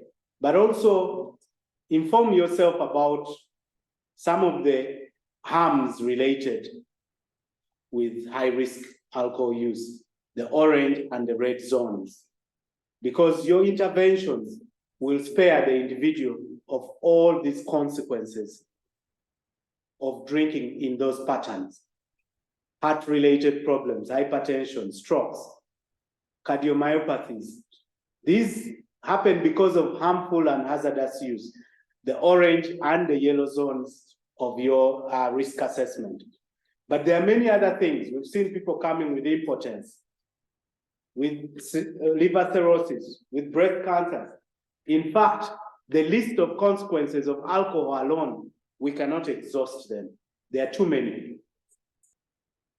So I'm not even going to the problems that will arise from you drinking that may happen in your brain. But quite a number of things will happen. And in Dr. Martina's presentation, you could see how shrunken that brain was. It looked like a 70-year-old person's brain because of the cerebellar degeneration and other lobular degeneration.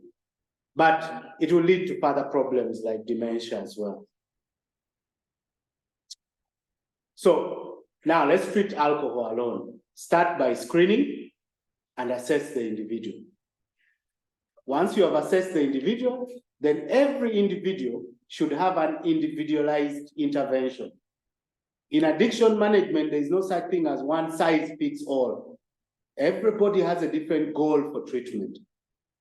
Then do the brief intervention because you have understood who Andrew is. Intervene briefly, do harm reduction. Tell him, have 2 alcohol-free days a week, at least. This is at the emergency, because you're not going to go into the whole. Manage his withdrawal if he has come in withdrawal, and then be able to refer him to self-help groups, as Andrew was in. These are some of the details of things you could do in a brief intervention, and I'll not go through them. But once you've done your brief intervention, you've done your assessment, please give the patient feedback. If you do that calculation from that little equation I gave, give the patient feedback, give your colleague feedback. What does that result mean? If you've done a CBC and his MCV is high, tell them what it means. If you've done liver function tests, explain to them exactly what that means. Listen to the patient's concerns. What are their current concerns? Provide education and information. Give them leaflets or refer them to resources. Share videos with them. Let them, because that helps them to move them through the stages of change. And then develop strategies and discuss them with the patient. Unless the person you're treating becomes a partner in their management, you're not going to achieve much. So all this should be in collaboration with the affected individual. And that means that it has to be judgment-free. You must try not to judge them. You must be, somebody who accepts that this is who the person is right now. Manage their withdrawal, and the management of withdrawal, I think many of us know. You first of all have to recognize the symptoms of withdrawal. For alcohol, it's those things like the sweating, the anxiety. Sometimes they may even have hallucinations if it's severe. And more severe the hallucinations are, the withdrawal is, then the more severe the dependence is as well. There are some medications that can help. Benzodiazepines, especially these long-acting ones like diazepam, very good for managing the withdrawal. It manages the anxiety. It calms down the restlessness, the anxiety that they feel. Thiamine and other multivitamins will replenish the vitamin deficiencies that often happen in alcohol use, in chronic alcohol use. Sometimes they are vomiting. Give the adjunct treatments, medicines that stop vomiting. Treat them if they're in pain. Give some painkillers and some antidiarrheal drugs. If the person is willing, post-withdrawal, retain them for further treatment or refer them to people who can continue with further treatment. But post-withdrawal, we usually have some medications that we use by, medications like acamprosate, naltrexone, and very judiciously we can use disulfiram, which is an anti-abuse drug. We have also some preparations where we have both naltrexone and acamprosate as one tablet. But generally, when they are separated, you can give them in those dosages, but you must be able to follow up your patients. These will help to reduce on the cravings, especially naltrexone, and then acamprosate will usually help to manage withdrawals and to lower the potential for other drug interactions. So these are drugs that are available even on our market, but be careful when you prescribe them. You want to do that in consultation with a mental health expert, especially when you talk about that drug called disulfiram. It's also called anti-abuse. Don't give it to someone who is an outpatient. They must be inpatient. You must be able to monitor them and be able to intervene if they should, because this is anti-abuse. It's not stopping the patient from drinking, the person from drinking. You're giving it to them, they go back home, then they are going to drink. And then tomorrow, they are going to be really, really sick. They'll be vomiting, they may actually die of dehydration. So you must keep quite a close eye on people that you're giving disulfiram to. All right, I'm going to have to stop here because Lilian has given up on me. She's now leaving me to do what I want and it's making me feel very bad. But thank you for listening. I'm happy to address any other issues. I know that this raises very many issues, but this is just the beginning, I guess, of a discussion that should go into the future. Yes. Thank you. Yes, thank you very much. Dr. Raymond Odokonyero. In fact, I had not given up. I had thought this is really, really important information that we should have, and I'll be doing a disservice to the participants to cut you short. The presentation has been very deep and yet very practical, and you've shared it in a very interesting way. I believe that the people are good. If you could see the questions in the chat, people are really attentive. For everything you mentioned, there's a question coming up. And I don't know how you're going to handle that because our time really, as earlier mentioned, is very fast spent, but really you have done us well. I am glad that I insisted, like Dr. Odokonyero mentioned, he had said no, because he has a very busy schedule and it was so hard to get this time of his schedule, but I thought this is the best person, the right expert for this session. And for those that don't know, Dr. Odokonyero is our substance and alcohol use expert. I call him the guru of, of substances and alcohol. So in case you're having challenges, even with managing your patients, please contact him. Sure. And don't let people die there. If you're a doctor and you're scared, because right now the most concerns we are having is doctors are struggling, they don't know anyone to go to. Please feel free to go to the expert, you know. He always says that his office is open to anyone. If you have any challenge, even when you just want to go and cry and then get out, please go knock at his office and you'll get the help you need. And We have a few questions. Yeah. We have very many questions actually, but we shall pick out very few because of the time, so that our experts answer these questions before we close our sessions. Now, before I go to Dr. Odokonyero to answer his questions, I want him to close with the questions. I'm going to invite Dr. Agaba to be able to answer at least 2 questions from the chat. I mean, he has been answering most of these questions in the chat. So I want to give him a chance to speak to you directly so you can hear his voice. Yes, but at least you've been seeing him on the screen, busy typing the entire time. He has been attending to your questions. So Dr. Agaba, I have just 2 questions for you that I'd like you to elaborate a bit more directly. One of them, someone wanted to know, actually one of the doctors in the UK, do you admit patients with withdrawal symptoms? This was from Dr. Twini. Do you admit patients with withdrawal symptoms in Butabika? Because where she is, these patients cannot be allowed in the mental health facility unless they've been handled or detoxified in the medical facilities first before they can come to the rehabilitation facility. So what is it like in Uganda here? Okay, thank you very much for that question.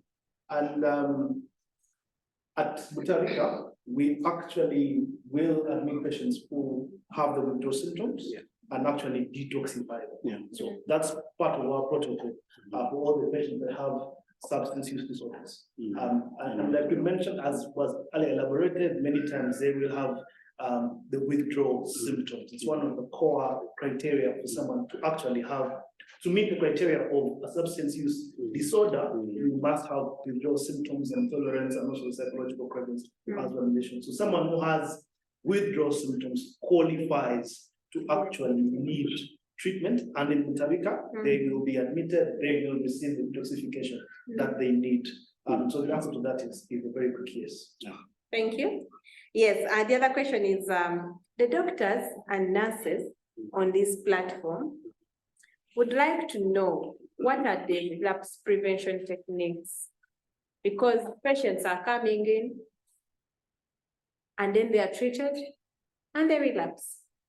So as health workers, now we had Mr. Baguma sharing about what is helping him to prevent relapse. As a health worker who is handling this patient, what are some of the things you would want to do to ensure that you enable this patient not to relapse? Okay. That's another very, very good question. Here, I'd like to quote my teacher. I'm very privileged to be one of those that has learned from him and many others by saying that recovery is an ongoing process.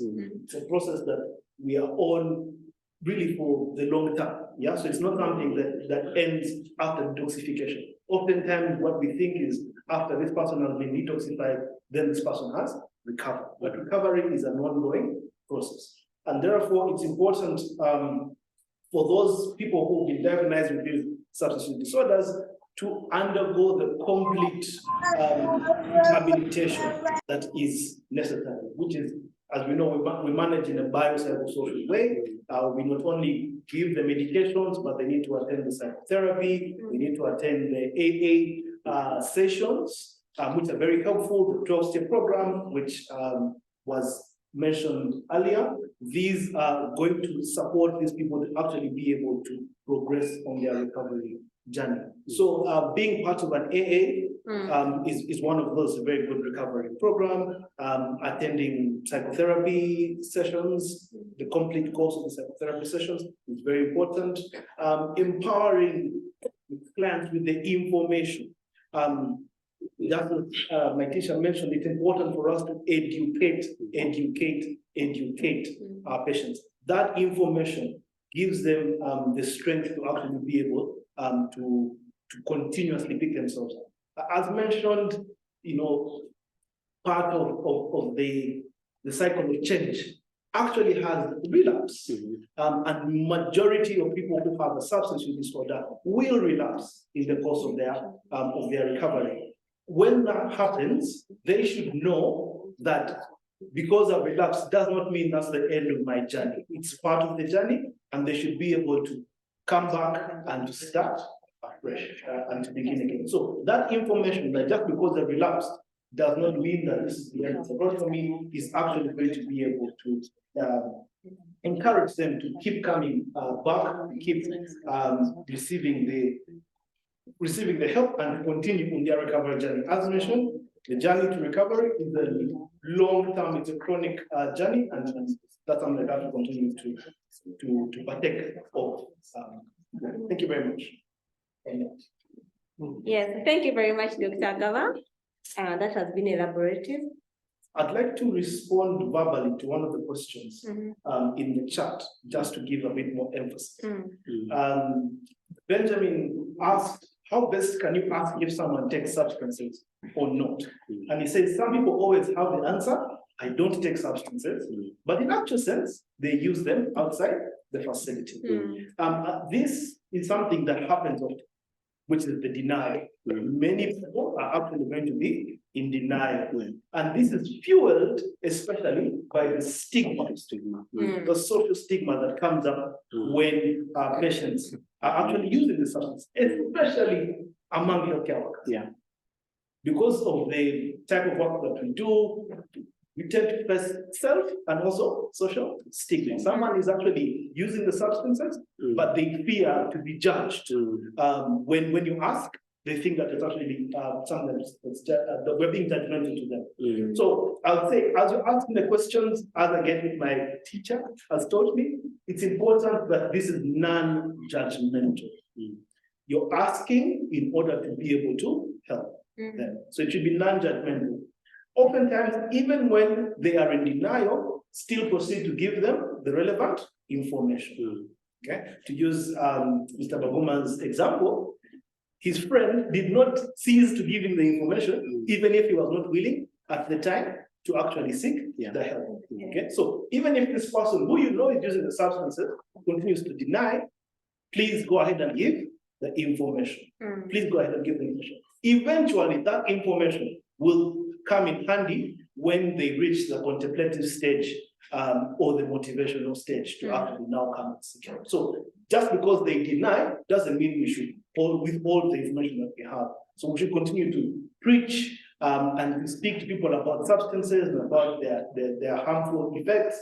Very good that we have a very big number today. They should be the ambassadors of this message. Let's echo it further and wide, because that's how we shall reduce the stigma around the substances, especially among health workers. And we shall actually start to have this conversation. People will then be more willing to receive the help that they need, and we shall not lose them to the complications of this substance. Yes, in helping our dear health workers who are using alcohol and maybe other substances, are there clear signs that one can just see, and pick on and say, I think Sansa is having a challenge. I should maybe take a step and ask a bit more about how they are doing and how much they are using. Are there those like few things that are very obvious? Yeah. The first, so the three core signs that we have for someone who's using a substance use disorder is tolerance, withdrawal, and cravings. For alcohol in particular, we have the cage. Okay, ask if they've tried to cut down and failed. Ask if you speak to them about alcohol, how do they react? If they are getting angry, and that's a sign that they're probably having an alcohol use problem. If they feel guilty, so if you ask, or if they've shared with you that they're actually guilty about the way that they're using the substances and that effect, that's a telltale sign as well. Or if you notice that they actually have to use substances in the morning, what we call an eye opener. These are the very common telltale signs. But above all this, again, what the first thing that you notice is a change in their social and occupational function.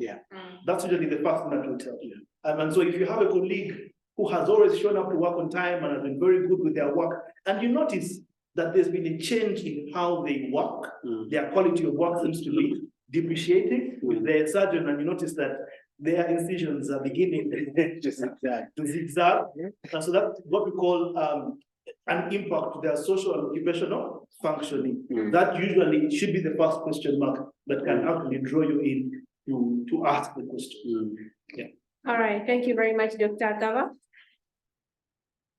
Thank you very much, Dr. Agaba. For the participants, our dear participants, we have a post-test in the chat. Kindly tap that link, be able to answer those questions. It's the same test we had at the beginning. It's the same one you're taking to see if we have learned a thing or two from this session. And I'll get back to our expert of the day, Dr. Raymond Odokonyero. Someone is asking, how are we going to fight the pethidine use among health workers? Because it's a big problem right now. Thank you, Lilian. If you permit me, let me just add a little on what Dr. Agaba just answered now. The telltale signs, we cannot be in denial ourselves that we don't know when a fellow health worker is using a substance. The signs are usually quite clear, because if the substance use is a problem and it's now a disorder even, most likely they are going to come to work intoxicated. The smell of it will be on him or her. And many things will change, like Agaba said, you know, the dress code will change, timekeeping will change, performance at work will change. So disappearances during the course of the day, unexplained ones, you know, will be noticed. So the signs will certainly be there and clear.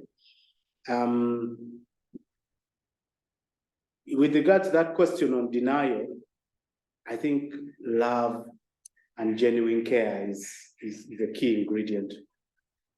Nobody's going to admit to you a problem if they don't feel you're genuinely concerned. So as health workers, maybe we need to be asking ourselves these questions, not to report, to tell on us, and to talk about it later with other groups of people. You know, that doctor drinks, that nurse. Okay, so back to the question on pethidine. I think all the doctors here that we have interfaced with know that my opening statement is always, pethidine is the health worker's disease. It is our disease, and it is high time we dealt with this disease. We have a really big problem, Lilian, that the solution cannot be very simple to managing pethidine among healthcare workers.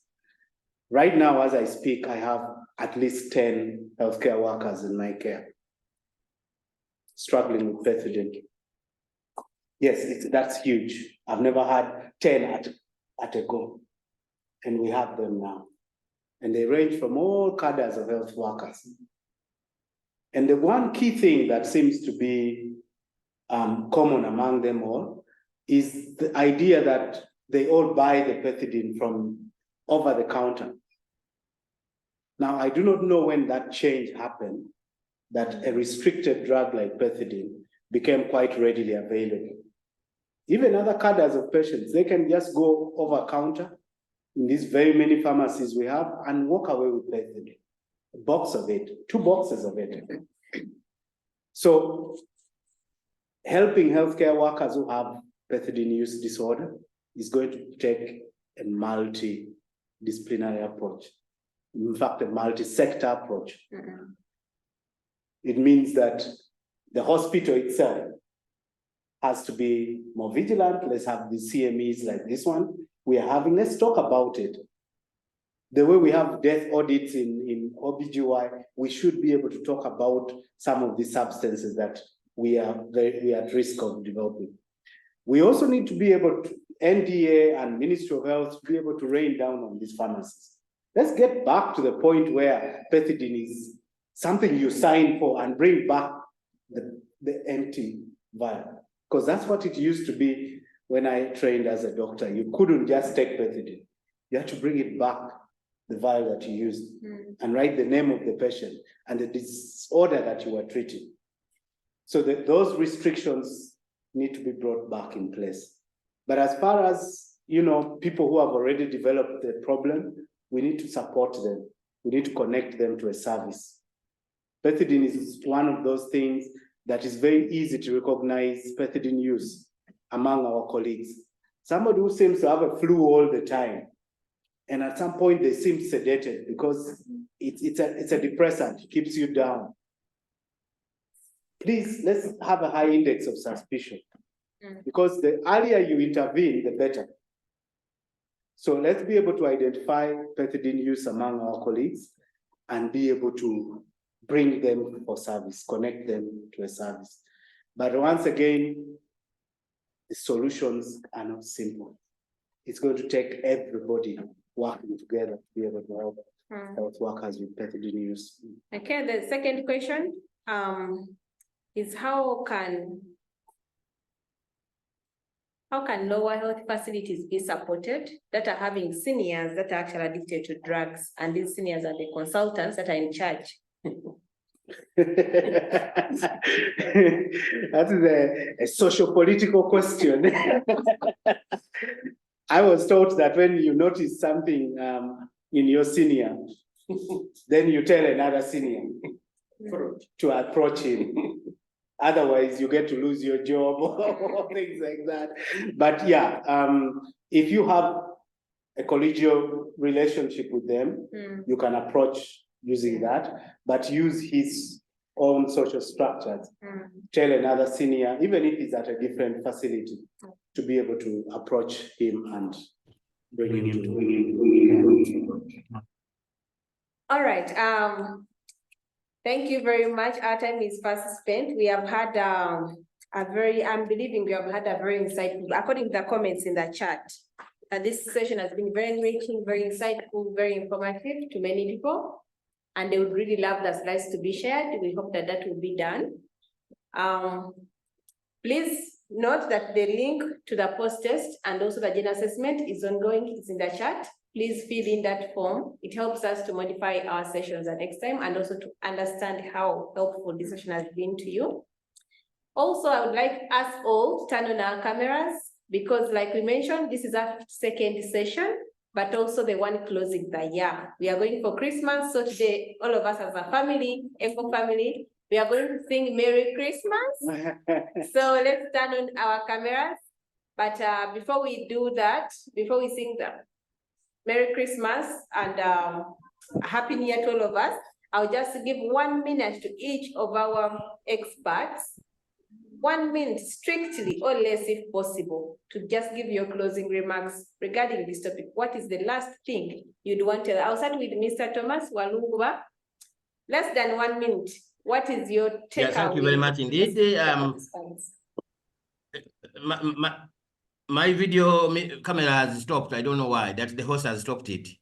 But I am saying that please, we are really happy that the ministry is coming up to help our own, and also the ministry is also helping in bringing mental health workers in lower facilities, and I think that is something very good.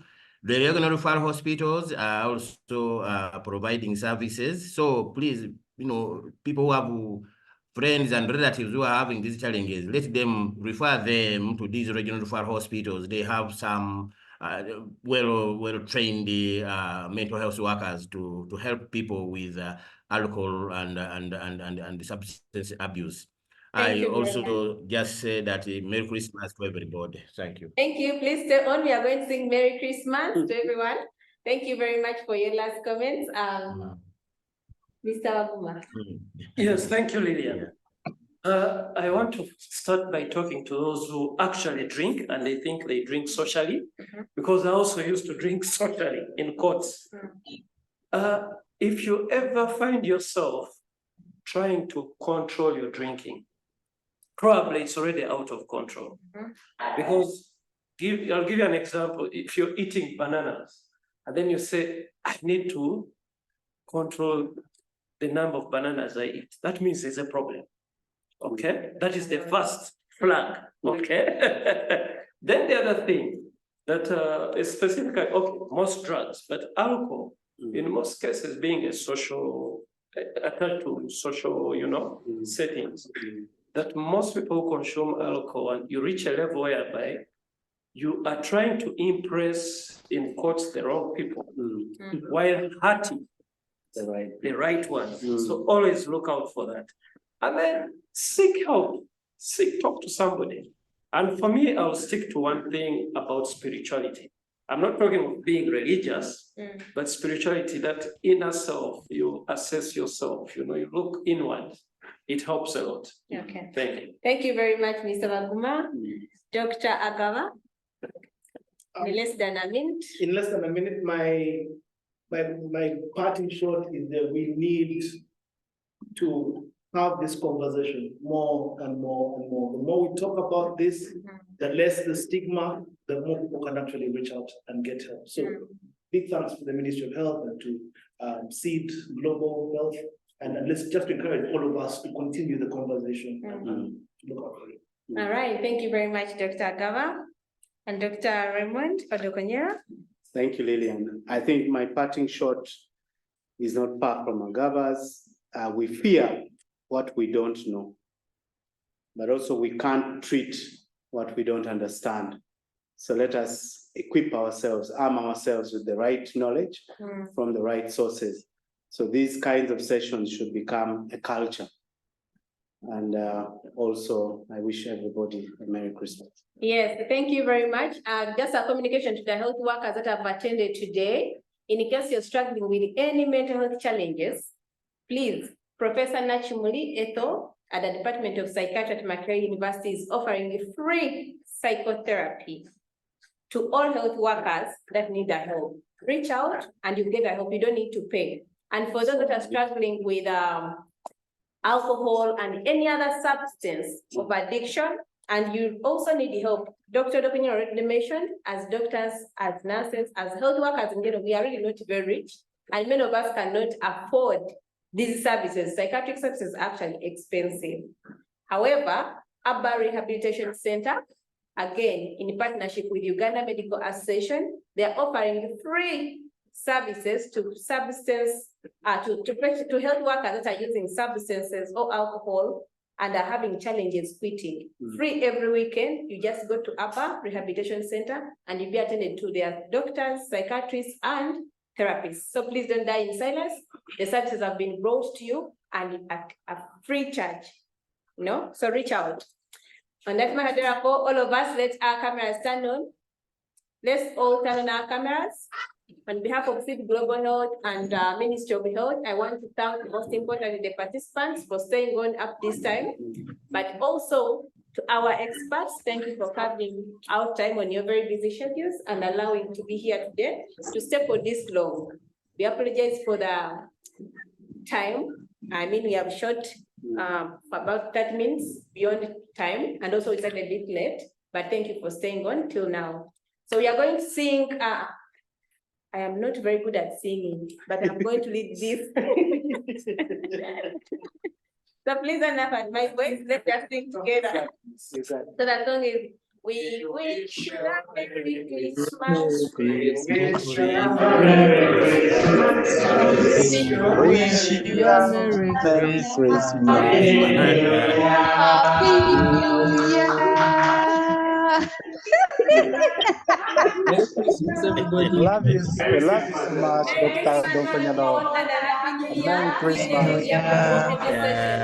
We wish you Happy New Year. Happy New Year. Love you, Dr. Odokonyero. Bye bye. Thomas, bye bye. Yeah. Happy New Year. Very good. And your mind champion. Happy New Year, Mr. You're Thomas. being quoted here. Thank you. I wish we would get health workers who sit in your place. Sure.